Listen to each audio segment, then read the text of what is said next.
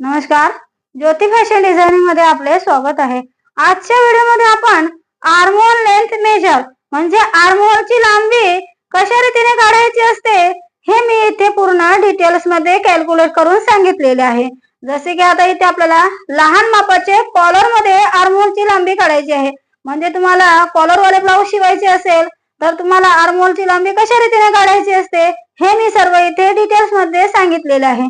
जसे की अपर चेस्ट, आता हे जे माप आहे हे माप पूर्ण अपर चेस्टचे आहे, म्हणजे छातीची वरची गोलाई। म्हणजे आपण त्याचा हे अपर चेस्ट भागेला 6 करायचे असते। म्हणजे आता 25 भागेला 6 केले म्हणजे 4.16। आता हे 4.16 याचा 6वा भाग आला, प्लस त्यामध्ये आपल्याला जर कॉलर वाले ब्लाउज कटिंग करायचे असेल तर त्यामध्ये तुम्हाला 0.75 प्लस करायचे।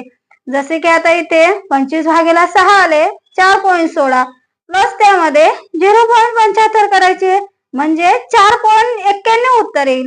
आता 4.91 मेजर टेप मध्ये आपल्याला कसे घ्यायचे असतात, जसे की ते 4.75 आणि 1 पॉइंट आपल्याला घ्यायचे असते म्हणजे 4.91।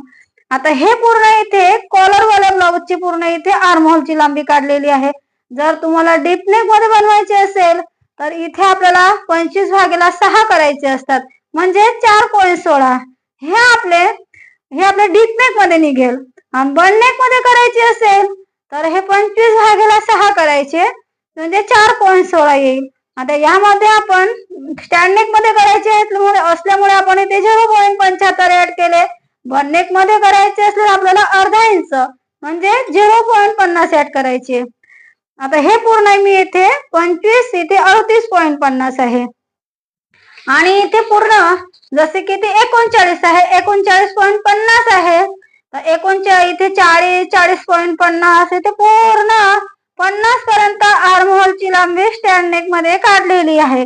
जर तुम्ही ह्या चार्टचा उपयोग केला तर तुम्हाला नेहमी ते कॅल्क्युलेट करण्याची जरूरत पडणार नाही। डायरेक्ट आपण हा चार्ट बघितला तर यामध्ये तुम्हाला सर्व मापे मिळून जाईल।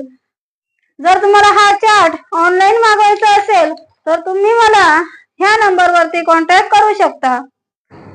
माझा आजचा आर्महोल लांबी विषयीचा व्हिडिओ कसा वाटला, व्हिडिओ आवडला असेल तर माझ्या व्हिडिओला लाईक शेअर आणि सबस्क्राईब करावे। धन्यवाद।